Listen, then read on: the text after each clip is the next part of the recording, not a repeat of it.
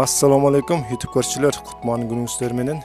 Талас обласы Манас району Баласары айылына келдим азыр. Баласары айылында азыр ушул үйгө келдим. Ушул үйдө Сөлжан өстүрүп аткан экен. Биогумуз деп аталат негизи. Анан мындай видеону биринчи жолу тартып атам негизи. Азыр кандай кылып өстүрүп отуруп, каяктан алып келди, канча болду, толук маалыматын ээзинен сурап көрөйүк. Азыр Баласарда ушул Шамал Сай деп аталган көчө экен, эски аты менен. Азыр жаңы атын билбейт экем. Ушул көчөдө Баласары айылында. Андыктан азыр жакыныраак барып көрөйүк. Ушул акебиз ушул жерде өстүрүп атыптыр. Негизи бүгүн 17 октябрь 2022 жылында айтып коеюн. Үстүнө андай саман менен жаап коюптур негедир. Assalamu alaikum аке, кандайсыз? Биогумуз Сөлжан өстүрүп атыптырсыз. Az толук маалыматын өзүңүз бериңиз, микрофонду сизге берейин.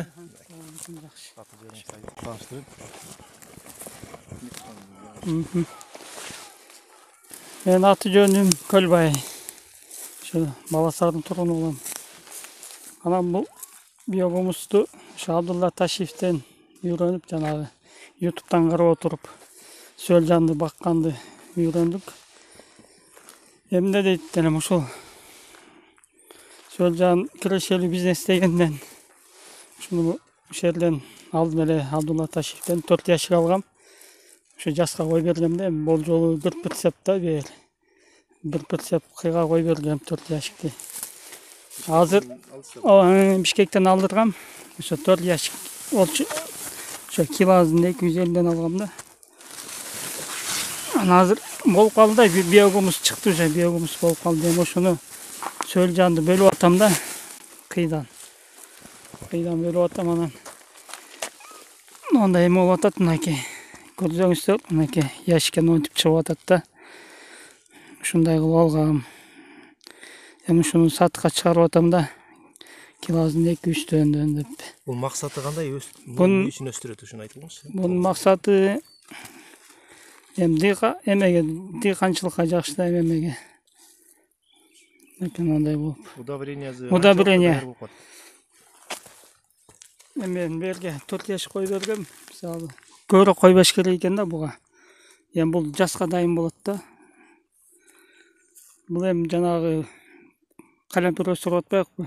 Калемпир, помидор, алма бактын түйүнү салса болот биогумузду. Эми кызыккандар билет мунучу. Кызыккандар билет. Кыйда отработка кылып чыгарат, биогумуз кылып. Биогумуз. Эми биогумуз болгон көргөзөйүк, эми биогумуз бул эми кыйды кыйга ушинтип эле таштайбыз да.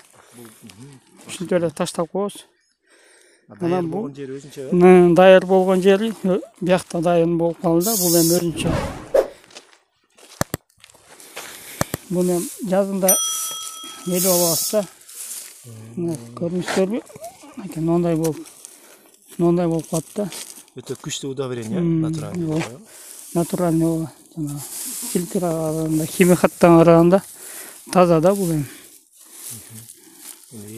Капка же килограммдап сатып атат азыр биздин магазиндерлерчи. 25тен килосы деп.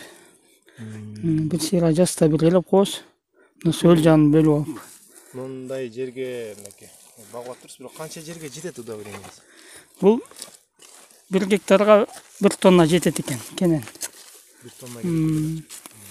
Ошо негизи 800 кило дейт, анан 1 тонна болсо абдан сонун болот да, абдан жакшы болот.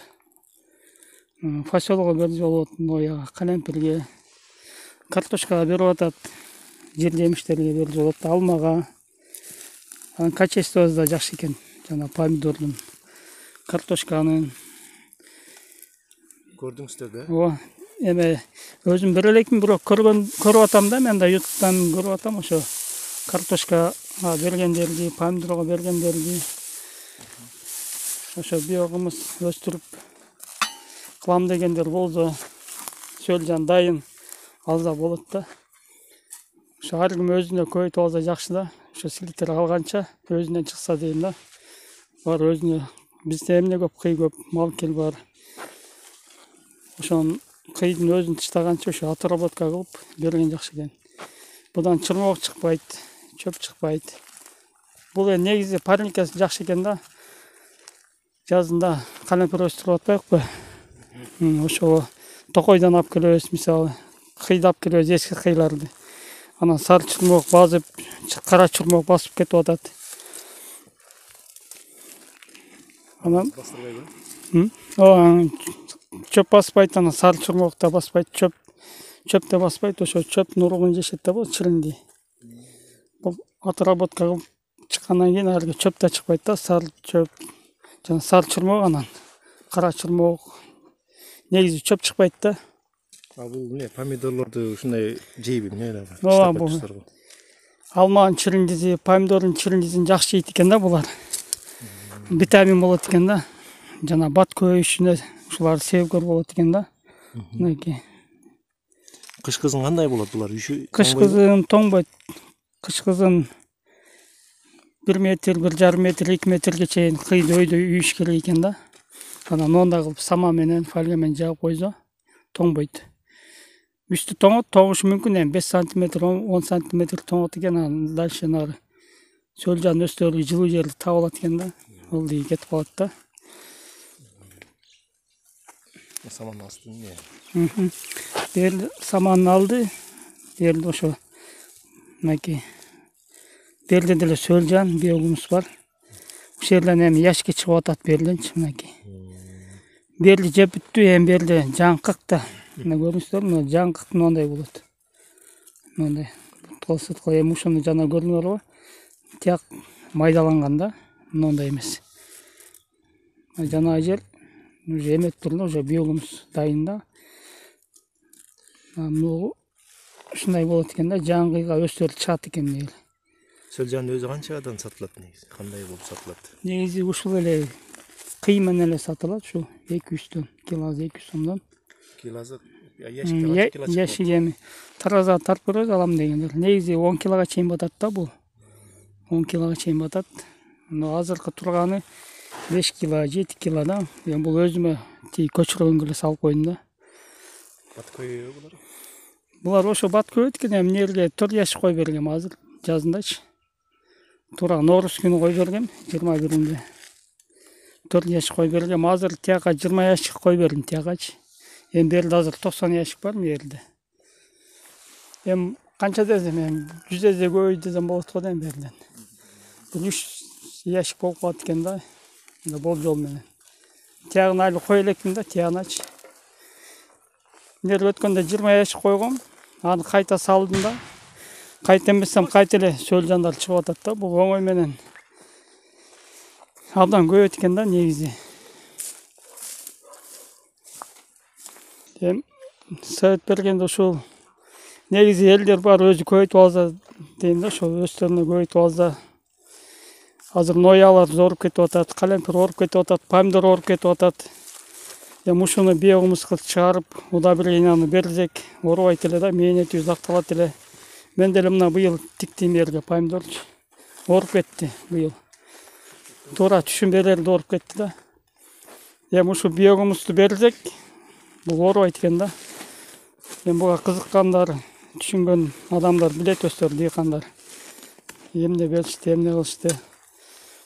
Ушу мен негизи ушу сөлжанды алып өстөр көбөйтүп алса дейм, биогумус өстөрү чыгарса деп ойлойм да. Ошо бизде. Ушинтип. Телефон номеру бияктан калтырып коет. Эгер алам дегендер, кызыккандар болсо кабарлаша бергиле. Анан мына туугандар ушу видеону жыйынтыктайык. Анан ону жер тетиги жакта мен азыр төө куштарды көрүп калдым. Бул үйдө төө куш бар экен. Ошондо кошо тартып көрсөтүп коюнчу азыр. Мен аны биринчи жолу көрүп атам дагы. Улар багып аткан экен, барып анда тартып көрсөтүп берип коюн азыр. Мына туугандар, өз көзүм менен төө кушту көрүп атам азыр. Сонун го. Экөө экен, бул жерде эркек ургачу эле кандай булар? Экөө тең мекиш. Экөө тең мекиштери булар, Жаныбардан кандай чокпойт бекен? Жок, чокпойт. Үйреніп қалдым да. Bunu ne sebepten bakıp kaldınız? Kalktan жүрü kança oldu bu sizge? Mikrofon vereyim daha. Üstüne koyunuz. Bunu жақында эле алдым буну. Жақында эле бактыктан сентябрда эле келген. Сентябрда эле келген бул төгүш. Ошо бир жыйынып алып келип салды эле багып бериңиз деп. Анан эми жок, алып кет десем, ошо клиент чыкса сатып бериңиз, тайки ошодон ары дейт. Анан ошо бул төгүштарды сатып алат, экөө тең мекиш.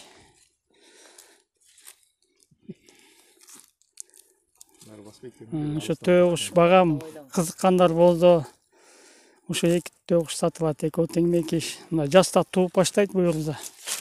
2 жаштан өттү. 2-3 күндө бир туат экен. Жумада 2 жумурка алса болот экен да. Күнүгө туубайт экен. Жеши 2 мал жүгөр жейт, арпа, буудай. Анан 2 мал мына көкбеден чаап беребиз.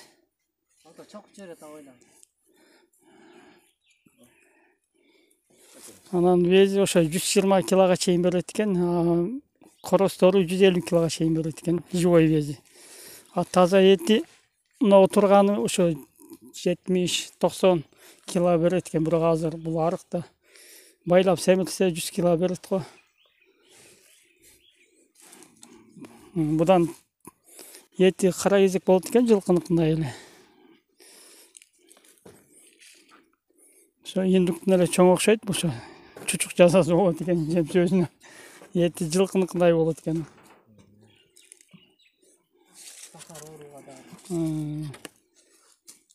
Ошо эти дарылыкка жакшы экен да, бул эми. Холестерин жок.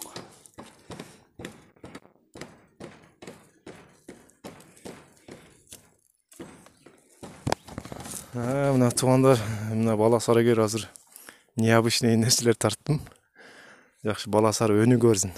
Жакшы өткөндө бир чоң тамды бетонный фасад деген мен обшот этип атып анда тартып кеткем. Жакшы бала сары айылы өнүгүп атат. Ошол туугандар, мына төгүштү да көрдүк жок жерден. Мындай кирип тартайын десем булар чокуйт окшойт. Мына ушун капталдан тартып берип атам.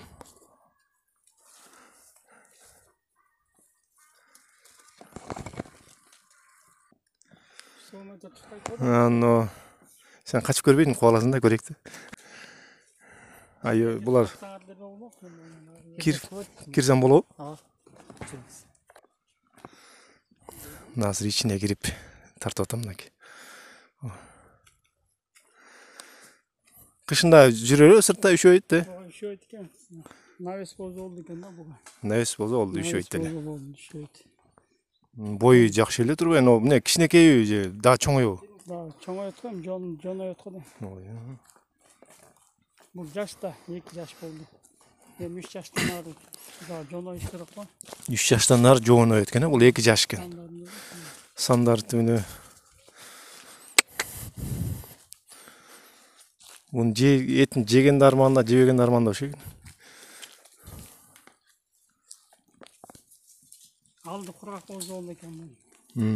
Ой мен Жумуртканы кеч тууганча тагын 3 күндө бир.